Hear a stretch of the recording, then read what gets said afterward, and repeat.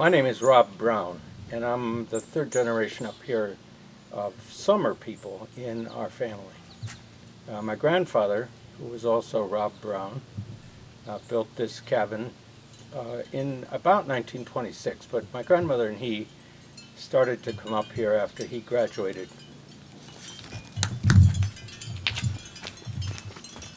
The noise of the wind chime is,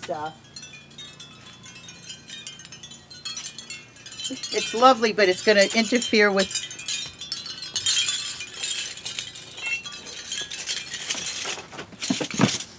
And by the way, I'm an amateur, so bear with me. Okay, you're going Where to we have all to start. start again. 1 minute, you're going to have to start again. Okay. Go ahead. Go ahead. I'm Rob Brown, and I'm the third generation of summer people up here in my family. My grandfather, Rob Brown, um, built this cabin in the 20s, but prior to that time, he and my grandmother hung out here after his graduation from Divinity School in 1904. They camped on the lake for a long period of time, and in fact squatted. And they bought the place from Mrs. Bogart many, many years ago. She didn't want to sell to him or to anybody else, so he just squatted and got to know her, and ultimately was able to buy this parcel of land. The mythology in the family is that he could have bought the whole side of the lake for $500, but of course nobody had $500 at that time. And then he struck a deal with Mrs. Bogart that she would approve people to move here and buy land if he would vet them. And so he got a lot of his buddies in here from Oberlin, Oberlin grads. Harley Lutz up at Blueberry Hill. Um, the Earl Adams was in his class at Oberlin. Was 1901 when they graduated, and they were the founders of the Adams family, Earl and Catherine Adams. And in fact, the shutters at the general store were done by Catherine Adams in the style of the time that the building was done many years ago, and fortunately those have been kept. So many of us are third generation now. My parents were here after my grandparents were here, and our children love the place, and we now have another generation after that who are too young to own anything at this point, but are developing an appreciation for Monterey. So that's pretty much the original history of how we got to be here and why we love it. And this house, tell me about this house. This house was built by my grandfather by hand. It's made of chestnut logs, and of course the chestnut blight has wiped out the chestnut forest here, been replaced by an evergreen forest. But at that time the chestnuts were very robust, and he chopped them down pretty much without regard to whose chestnuts they were, because that's kind of who he was, and built this cabin. It's a pretty rude structure. Was originally chinked with moss. My father re-chinked it with concrete and lime, but it's I think the chimney is dated 1926, but prior to that time they had a they had camped here, and then for a while they had just the living room, and they had a tent where they cooked. It's never been weatherized, although during the Depression my grandfather's brother's family lived here for a winter because they were impecunious and out of a place to stay. And again, the family history has it that with the fire roaring in the middle of the winter, they could keep the place up to perhaps 50 degrees. But that was better than other people did in the Depression. So again, there's a rich family history / mythology that surrounds the place. And of course, by this time, we can't separate the truth from the fiction, but it all makes for a very good story. What was it like growing up here? Well, I didn't actually grow up here. I came up occasionally. My grandmother was very active in the community, and she was good buddies with Catherine Adams and with Edith Chamberlain and with the Lutzes and with the Adams, other branch of the Adams family. And she spent her time in the summer. She came up here every summer from the time my grandparents first camped here until the last year of her life when she was 90 years old. And it was pretty much hers, and it pretty much reflected her entire personality. So when I was growing up, we would come up occasionally. I have 3 siblings, and when my mother came up here, she was pretty much put in charge of my grandmother's social life, and so she wasn't terribly interested in dealing with 4 little children and putting on parties and whatever.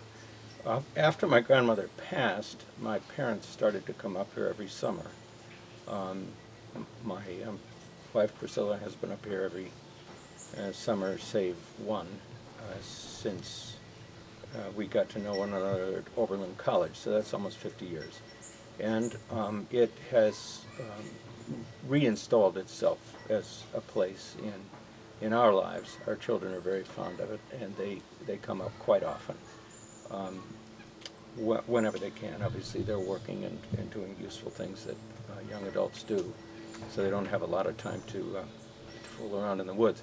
Now, one of the interesting things about my grandparents is my grandfather was a preacher, but ultimately became a professor at Oberlin Theological Seminary, and they pretty much took the summers off. So they were up here playing virtually every summer. Arthur Clark, who lived next door and was a principal in Asgrow Seeds, which is where Earl Adams also worked, and other members of the Adams family. He worked all the time, but his wife Grace came up here, and my grandparents played with them also virtually all summer. Most of the rest of us have had a more restrictive time up here because of the necessity to work in other places. So we were talking a little bit about what makes Monterey. People say Monterey is very special, it's magical. They use all sorts of adjectives in a way. What, from your perspective, is your vantage point about what you enjoy, like, what your sense is of this place? I think the thing that's attractive to me from Monterey, which may be different from the thing that attracts the rest of my family, is that it has been historically a simpler place than most summer places. I hope that will continue. I'm a little bit alarmed that there's now a second homeowner association, because I don't think I think the obligation of second homeowners is to blend in, not to make change. And I don't really care whether anybody gets a cell tower or has an assistant harbor master or any of the nonsense to accommodate people who want to change the community. For me, the magic has been that the community has been so much the same for so long. The general store has moved into a phase that is very different from the old general store, and I like the old general store much better with the small cans of peas that were actually dusty when the miners owned it, and of course the idiosyncratic collection of geodes on the second floor was truly remarkable. The number of celebrities who have not had celebrity status when they're here is really pretty remarkable. And I think that one of the magical things about the community has been that these folks have blended into a community that's essentially a very simple Western Massachusetts community, to the extent that that it becomes a place of McMansion. I think that is probably a loss for the community, but that may be just the nostalgia of an old fart. How much time do you and Priscilla spend here? Priscilla spends as much time as she can possibly spend here. The place is only inhabitable from about Memorial Day till October, middle of October, because the water is the water line on the top of the ground, and it is actually spring fed, and so the water goes off, and of course here in the woods the electricity is a little bit iffy. The place had heat for a while. My grandmother had propane heaters because she tried to stay a little later and come a little earlier. She was always on a college schedule. So when Oberlin College went out, even after my grandfather passed, she came up here. Usually had a student bring her up, and then shortly after the beginning of school, she would go back. But we got rid of the heat. It's not really possible to heat it. It's not possible to insulate it, and it's not very interesting to us to make it into a full-blown second home.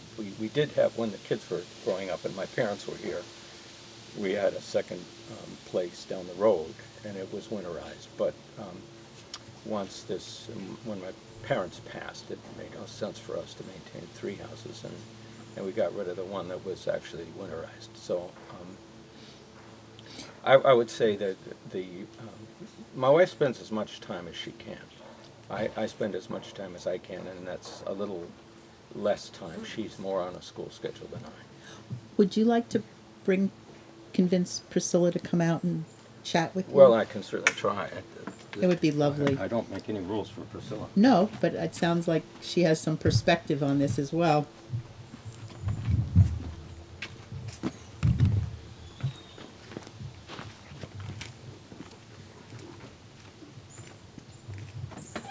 Would you be willing to come out here and tell this delightful lady why you like this place better than I do?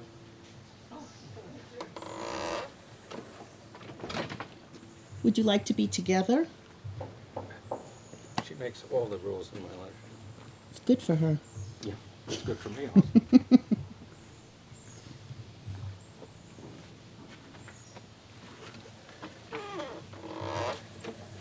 And it all gets edited, right? Yes. Am I supposed to sit? Yes. I don't know what Rob told you up till now. I just basically told about the history, and that I don't like the fact that it's becoming gentrified, and that you love being up here every minute you can. The kids do also, and I come up as often as I can. But that your work schedule is such that it's more school-based than mine, so mine kind of goes through the summer, makes it more difficult. I think this is one of the prettiest places in the world to be up here. And I'm a water person. So I love swimming, and I love getting out in the kayak. When I was growing up, I grew up every summer on a lake and did water skiing and driving a boat. And so it's kind of in my blood to be in a beautiful place like this in the summertime. And I just love coming up here and swimming in the lake, and it's a gorgeous lake, one of the prettiest lakes around. I love the fact that the cottages are pretty much hidden from the water, so when you're out on the lake, you're seeing the mountain and the trees and the water, and you're not overrun with a lot of people, that it's very quiet and very peaceful. So yeah, I love coming up here. Do you remember the first time you came up here? Oh, I do. Yeah. Can you tell me? I was dating Rob at the time. We were in college together, and I came up with his family. And, this is a tiny little place, and there were 8 of us that were in here, and I slept in the loft with his sisters. And so I really remember it, and I remember the boat that they had, and that Rob's dad was trying to teach his sisters how to water ski, and since I was grown up with water skiing, was somewhat of an expert, I could join in and teach them how to water ski. He was yanking their arms right out of their sockets. They were all able to ski, and then when our kids were little and we came up, we had a boat for a while, and we taught our kids how to ski.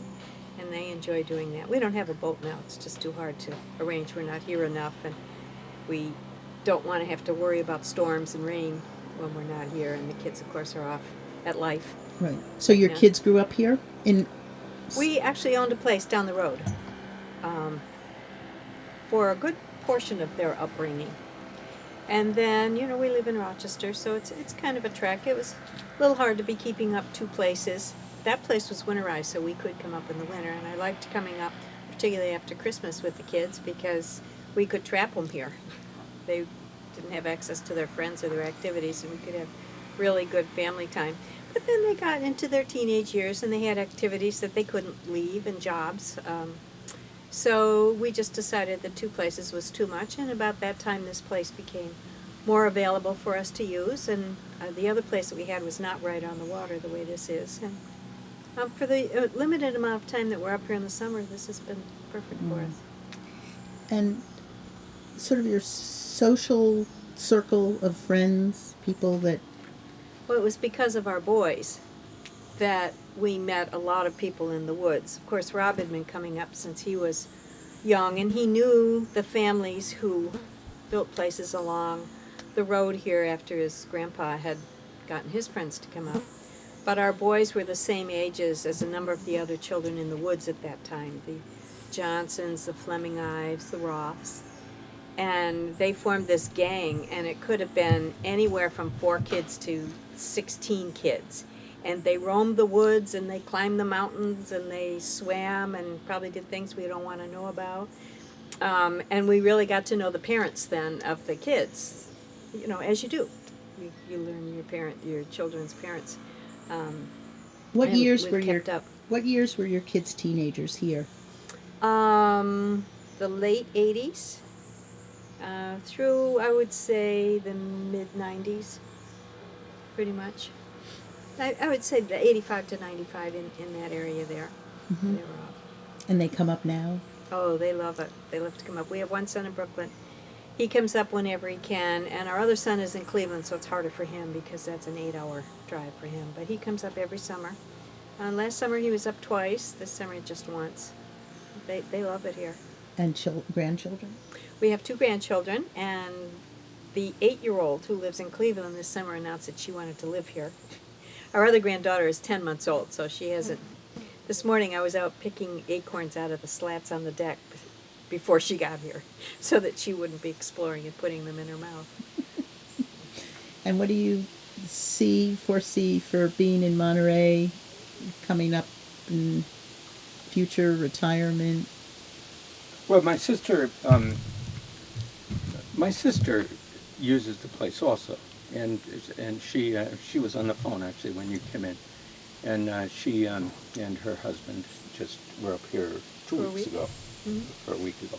They use it less than we do because they also live in Ohio, and it's a long trek from Ohio.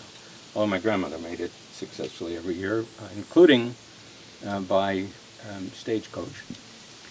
And she would take the stagecoach to where the public beach is, and then they would row across the lake to come in here, because there weren't any roads when they were just camping out and hanging out in Mrs.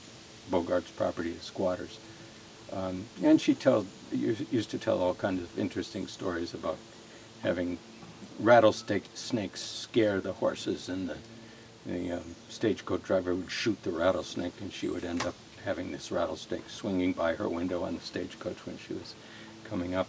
They could take the train to someplace. I don't remember whether it Maybe was Great Albany or Barrington. Great Barrington or someplace, but then you had to come by some animal means in here. So that's how much the area has changed. But my sister, my brother does not come up at all, and my other sister, neither of them can come up because of health reasons. But my youngest sister does come up. And what do you think about keeping this house in your family, and how do you kind of view this structure as part of your family? I mean, Well, we have different views about it. I would keep it the same. Priscilla would modernize it, But there's no question we would keep it in the family to the extent we can. And, you know, you never know. There's no such thing as permanence. And so, And it's amazing structure too, because it was built in 1920 and it's a log cabin, and somehow it hasn't fallen into the lake. It's very sturdy. it And leans a lot. It leans. It leans a whole lot. And the chestnut logs are very, very hard. So if you try to drive a nail into it, they're not spongy or decaying in any way. They're very strong. So it's amazing. It's withstood the hurricanes and the tornadoes that whipped up here, and it's a very sturdy building here. We have friends who call it the Hobbit House, which is probably an apt description of it. Does that feel like that to you? I don't think of myself as a hobbit. Is there anything else that you sort of want to talk about in Monterey, or the history, or the No, lake? it's just a fascinating town.